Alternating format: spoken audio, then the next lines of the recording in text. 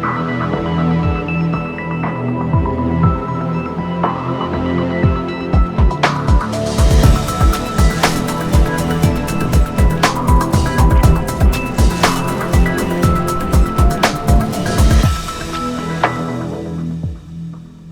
we say that the stability has returned to Syria and that Assad has won this war? How important is the Syria's return to the Arab League? How can we expect regional and superpowers engagement with Syria in light of the ongoing war between Russia and Ukraine? I'm Nakhavali, and this is Middle East Analitika. Hossein, thank you very much for joining the program. Thank you for the invite. More than a decade after the Arab Spring and the Syrian revolt, can we say that the stability has returned to this country and that Assad has won this war? How did Assad avoid falling like other leaders during the Arab Spring? To be honest, we first must define what is stability. What do we mean by stability, per se? Because this concept in the literature is somehow like subjective. There's different definitions about it. If we mean by the constant military actions against the different actors, if this means that if it stop means that it's stability, so yeah. But different, like if I'm say different scholars define the stability in different terms. For example, at the United Nations and the different Scandinavian, I guess I can remember Scandinavian Institute think tanks, they define this stability as a process between conflict or post-conflict with different variables that should occur. Here in Syria, yes, the constant military, bloody war, dramatic, intensified, bloody military operations, it stopped. But stalemate is the current position. There is small clashes every now and then in different areas with defined dynamics, variables, actors, and conflict drivers.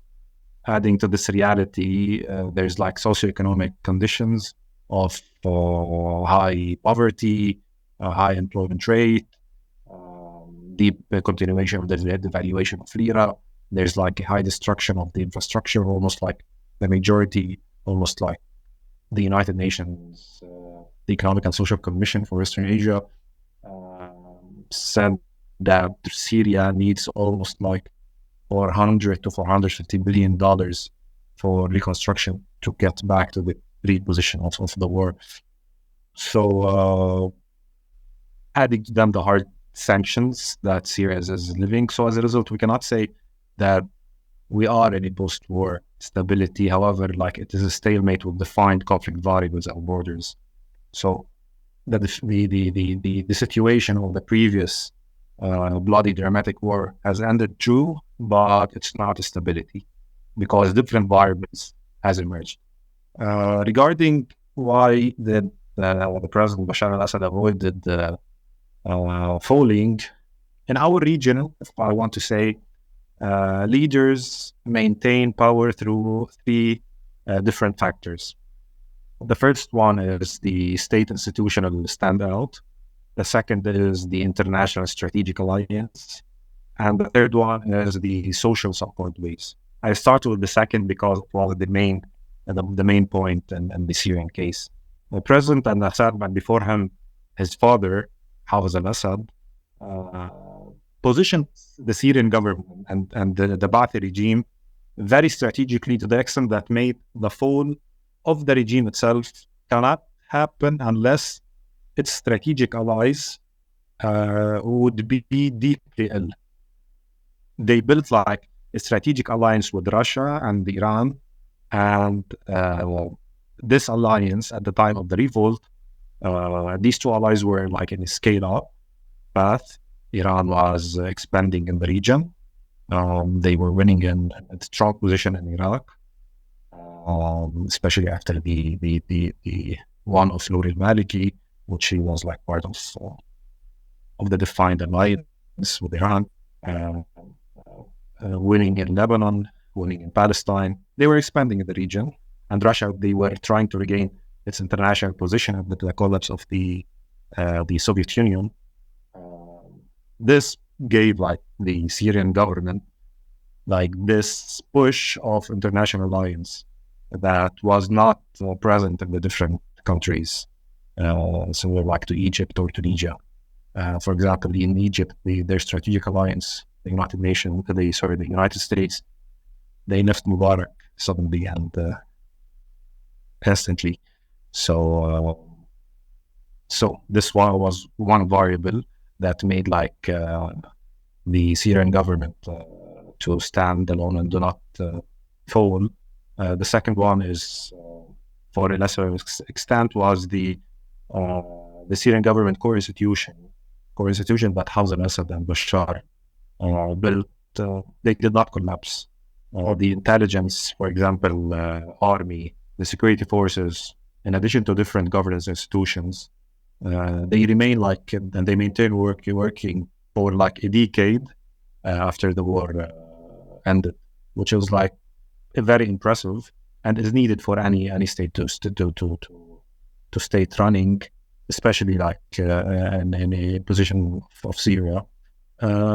Regarding the last variable about like social support base, although it's like debatable, but due like some interactions, he'd be like, fun to say, surprised to see that there is still like a good amount of Syrians that do support the person of the president. There's a lot of like, there's still debate about the regime itself, but the president himself, there is, I don't want to say the majority because it's not, but there is like a social base for the Syrian president himself, which giving like some social support. But for me, the main one was the international strategic alliance that prevents the falling of the president. Right. Now let's talk about one of the recent developments between Syria and other Arab countries. We know that after years of isolation and being rejected by many Arab governments, now they have accepted that Bashar al-Assad's leadership has survived in Syria, and they want to return to normal relations. One signal of this normalization is the return of Syria to the Arab League. So how important is the Syrian return to the Arab League in your opinion? And is it because that Arab countries want to limit Iran's influence by re-engaging with Assad? Look, first, although the return of the Arab to the Arab League is important, however, it is the very first step in a very long process with many variables and dynamics. So not all of them are in the hands of the Syrian government or the president of Assad. Regarding the Arab countries, and mainly the Gulf countries that are now they're pushing, let's have like a circle synopsis. Since the days of his father, the Syrian government has been taking like Iran as strategic ally, as we said. Under Bashar al-Assad, the relation advanced with Iran, but with the ability to maintain like a fair relation with the Gulf states. The shifting point was the social mobilization that started in 2011 in the different countries, which was part of them Syria. Back then, the Gulf states were under pressure of the obvious Iranian advancement at winning in the region, as we said previously, in Iraq, in Iraq, Lebanon, and they're starting to show somehow like alliance with the Houthis in the Yemen.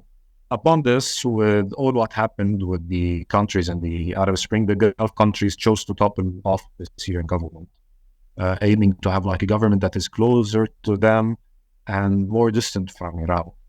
For example, Adel al-Jubeir was like back then one of the IEI officials, said at the time of the Syrian crisis, said we will continue supporting the political process that will make Bashar al-Assad leave, or we will continue supporting the Syrian position to remove him by force.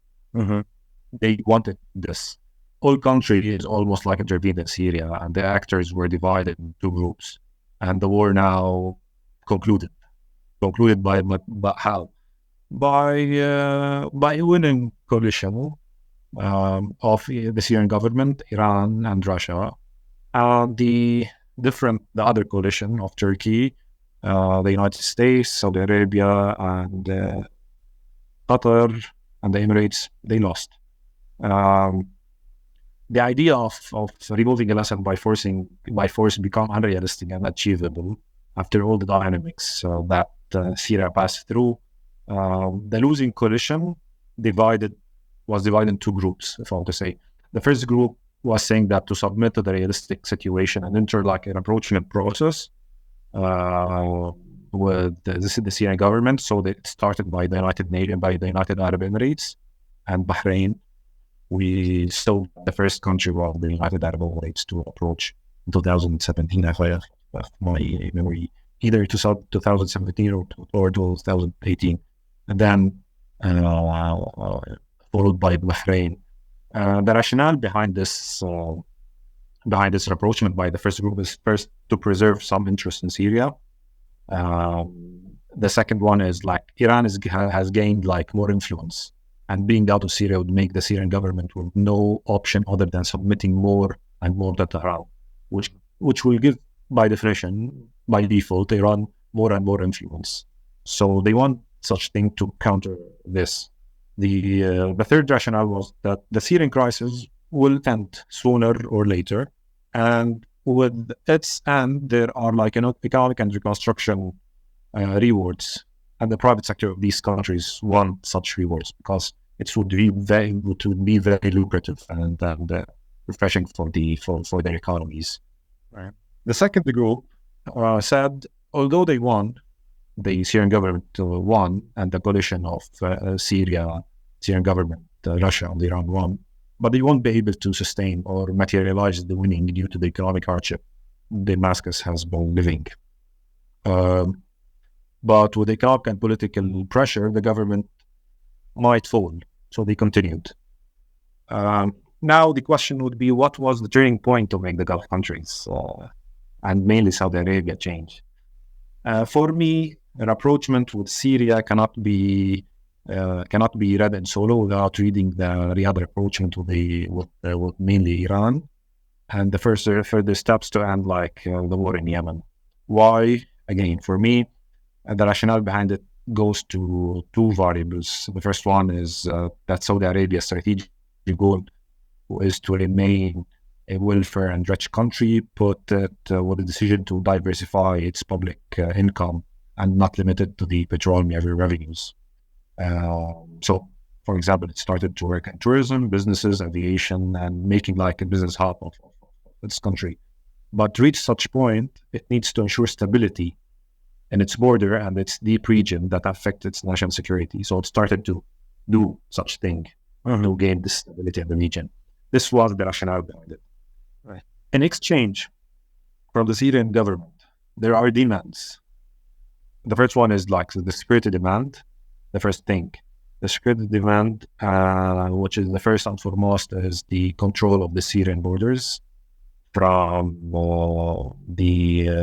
mainly, especially the illicit drug of Captagon trade. The second thing was, if you want to read it, because we cannot like read that there's like approachment with no demands from the government. The first one was this demand from the Syrian government. The second one is the humanitarian demand, which is in the outer look, it's like humanitarian. However, it's deeply political. They wanted like to let the humanitarian aid reach all Syrians, not only the Syrians under the control of the Syrian government. Why this thing? Because it is the gate to start the talk about the return of refugees to Syria, which is one of the most important issues now needed to be resolved in order to the Syrian government, to the Syrian crisis being resolved. The third demand is the enhancing the political solution, and upon the political process, what mainly these countries, the Arab interest, that cross-cut with the Syrian government is the withdrawal of the external forces from Syria. Yeah. For the Syrian government, it is Turkey, but for the other countries, it's not only Turkey, but it's also Iran. So it is like long process.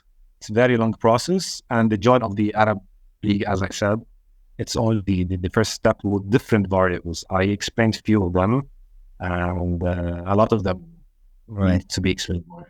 Right. Okay, I have many more questions, and if you can, I would request just to answer them as short as possible. I know these issues are very important, and we can talk about any questions, I don't know, for 30, 40 minutes, but we will try to cover as much as possible these important issues. Let me ask you about the United States.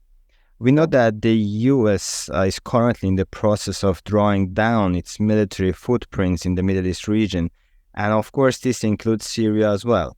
Remember that the most significant period of cooperation between the Kurds in Syria and the United States, which occurred during the fight against the Islamic States. So in your opinion, how the U.S. will engage with Syria in the future?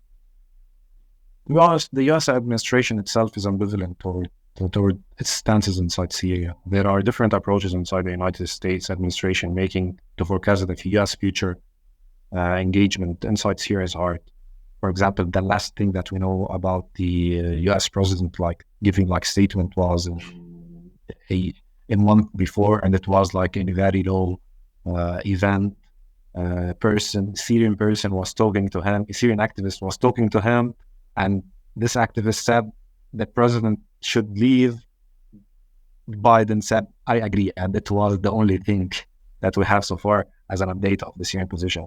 But the guarantee step for the United States so far is the continuation of sanctions, with all the repercussions on this tool defining the crises inside Syria and preventing or hurdling it from conflict to post-conflict process, and trying to cut as much as possible the normalization process of the Arab countries, mainly sanctions, trying to prevent normalizations in order to invest more in the political process and capitalize and invest the maximum of interest if any political process should take place soon. Right.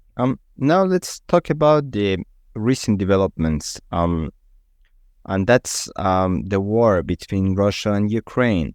Of course, this war had implications on several countries, including Syria. We know that Moscow had to withdraw a huge number of its troops and redeploy the Syria-based S-300 air defense system to Ukraine. So how, in your opinion, the war between Russia and Ukraine influenced Syria? Look, I'm afraid that there's no much about Syria specific to say in this topic, especially that the Russian power in Syria is not only managed through military presence, but also through its international political position. The repercussions here on the Syrian context, hypothetically, would be making Syria is not the top of policy making agenda for different governments, after it was the top of the political agenda for the United States, for Europe, for different West Asian countries. Now it is not. It's the Ukrainian war, which makes it the second, or even not the second topic to be discussed at the agenda, but taking what needed topics from the crisis and put it on the agenda. For example, the European Union, they are not talking about the political process regarding the Syrian crisis, but they are tackling the Syrian refugee crisis, which is a byproduct of or the repercussion of the crisis in Syria. Hypothetically, in the future, the war with Ukraine can influence the Syrian crisis deeply, either if the war weakened the political power of Moscow, the strategic alliance, as we said previously, the reason why the government did not fall. If the war weakened the political power of Moscow, and the international order to the level similar to the collapse of the Soviet Union. This would deeply affect the Syrian context and would be like a game-changing factor. International relations, there's the game-changing factor that will shift all the context. The second thing, that the war in Ukraine intensified to the extent that pushed Russia to withdraw almost completely, not only completely, but bargain on its presence there. And for me, I doubt this would happen, the both scenarios that would happen. So because the regional and international dynamics are different than what's happened in the collapse of the Soviet Union, and there is a lot of strategic alliance for Russia to reach such point. Right. Now let's talk about another important player, and that's Turkey. We know that Turkey has been navigating the shifting power dynamics between Russia and the West due to the ongoing war. The war has positioned Ankara as a mediator and has provided Turkey with an opportunity to exert its influence in Syria. So how we can expect Turkish engagement with Syria? Here we must understand the Turkish priorities inside Syria. Erdogan and the AKP party built its legitimacy and their engagement inside Syria and two factors: the national security of Turkey to attack and weaken Kurdish forces in the north and northeast of Syria. This is the establishment of the autonomous administration body, the autonomous Kurdish administration body in the northeast of Syria. Turkey considered that like as a national security threat. This roots back to the historical rivalry between the Turkish state and the Kurdish community, as you know. So Turkey conducted military operation. The last one was in 2019, resulting in occupation of different parts of Nakhavali, the Hasaki, etc. Although the Russian presence there increased that through time, prevented for further risk for such thing, but the Turkish threat to conduct military operation did not stop. At the end of 2011, for example, the Turkish media officially escalated the discourse and resuming new operations inside Syria. As I mentioned, Turkey paused the operation in exchange for the entrance of the Russian military police in coordination with the Syrian border guards for a depth of 30 kilometers, but this was somehow debatable and it's not managed very well. The second strategic interest for the Turkish government is the repatriation of the Syrian refugees back to Syria. The presence of the Syrian refugees inside Turkey has become one of the main internal political issues, to the extent that it was one of the main factors that different political parties were rallying to presidential election to have a say for. For example, Turkey now is hosting almost 3.7 million Syrians. Why this issue is important for the AK party now, after adopting the open doors policy for the previous 10 years, not only for Syrians, but others than Syrians, simply because the economic deterioration conditions and the pressuring social turmoil is in place. The opposition political parties started to propose a solution of the Syrian refugees reparation if they succeeded to take over the power in Ankara and so on. The rationale behind this thing, mainly the rationality behind the approach to the Syrian government, is based on the ambition of the Turkish drivers that I mentioned, thinking that there is interest crosscut with the Syrian government They simply think that both of them wants to weaken and limit the Kurdish power, which is true. By doing so, Turkey will ensure to some extent safe border to Syria, while the Syrian government will be able to recapture and recontrol areas in the northeast of Syria under the Kurdish control.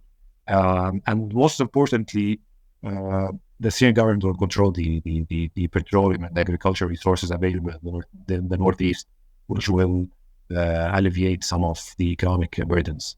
But regarding the second variable, I don't think this would be very easily accepted by the Syrian government about the reparation of the refugees, especially that a return of refugees without like economic means, will put more pressure on the already social and economic dire conditions inside Syria.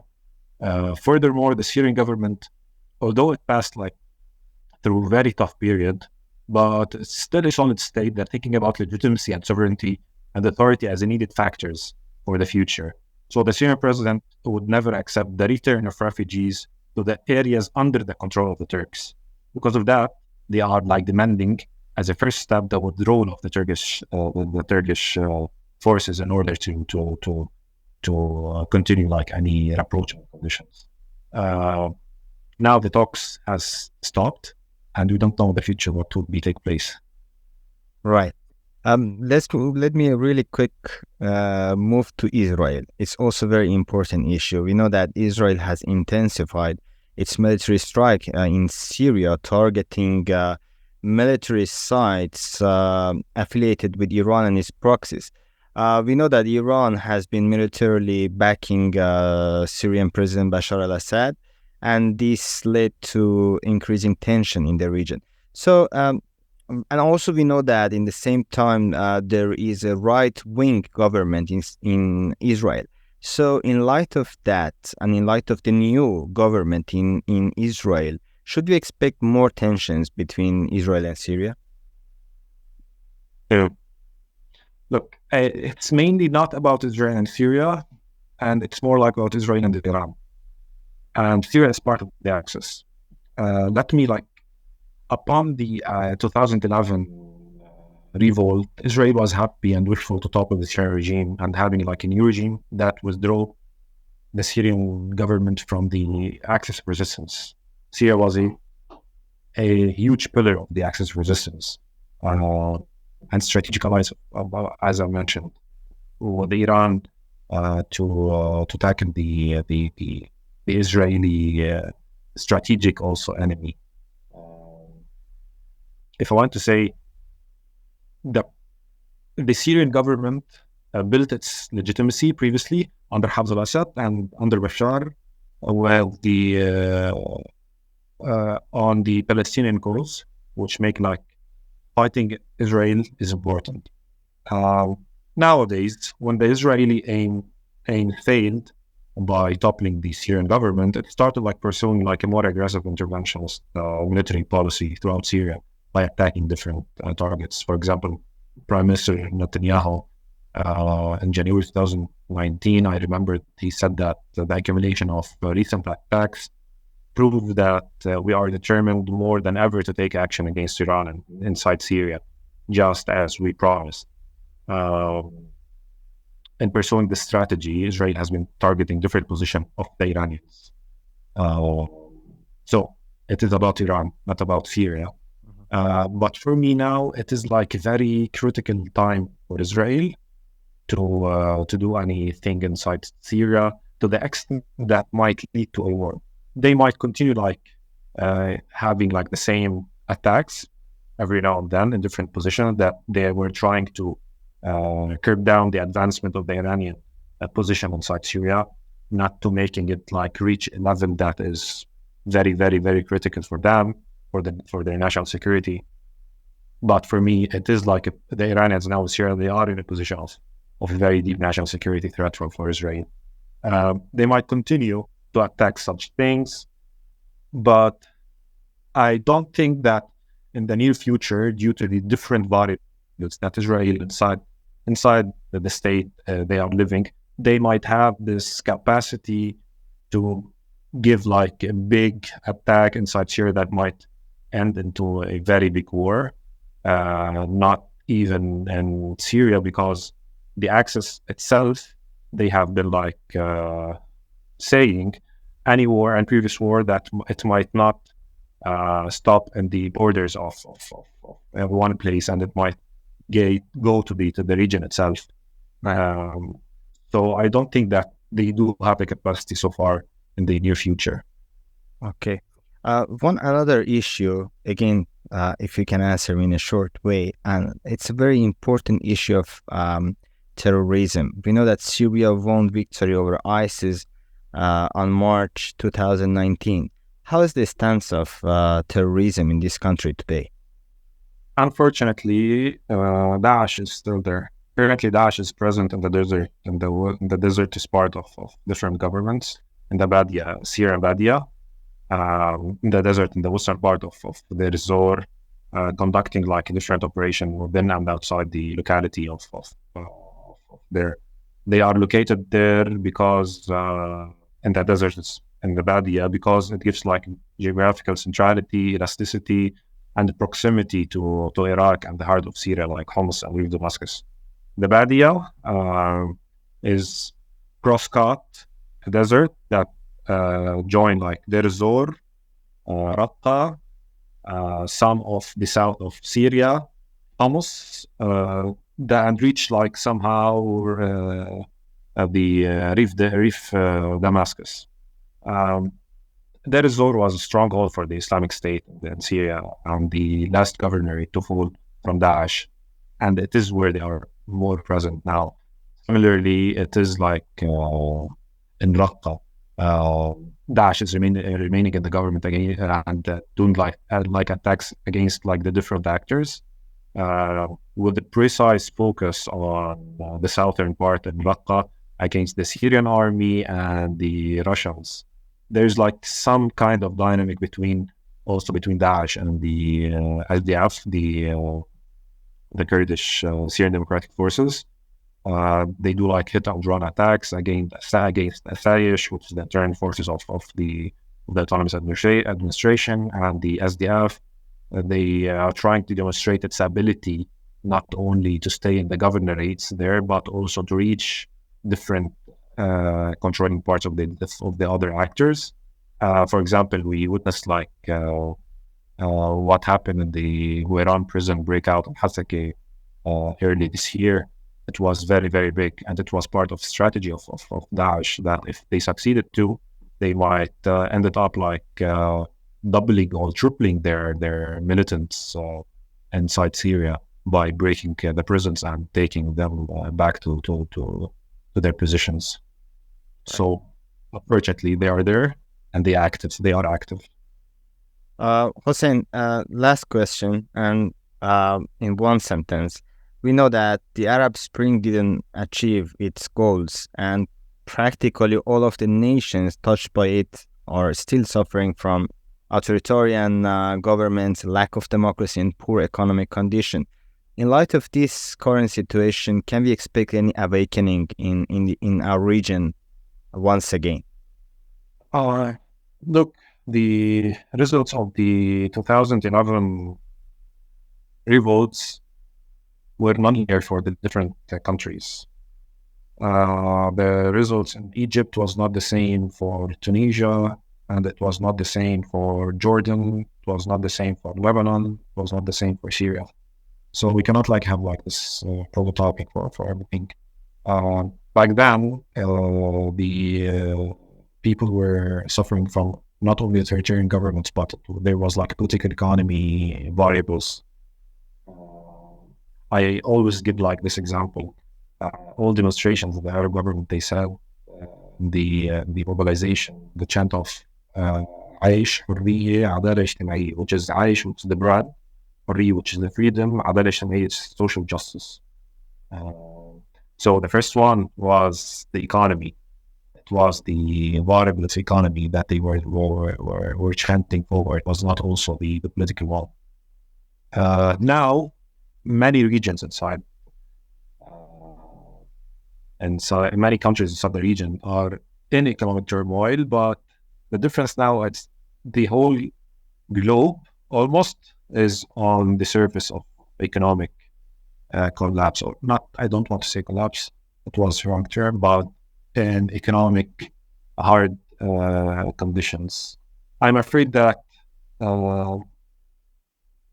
we are ahead not only of some turmoils in the Middle East, but we might witness such thing in different areas, in Europe mainly also. But for our region, it's non-linear for different countries. For Syria, if they do have the capacity, they might do it, but the dynamics there is very, very hard.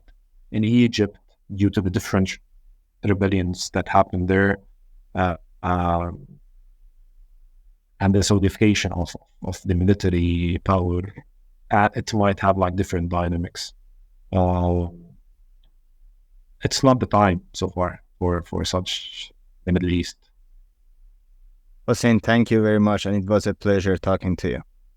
Thank you. Thank you. Thank you very much for watching and listening to us. Please don't forget to subscribe.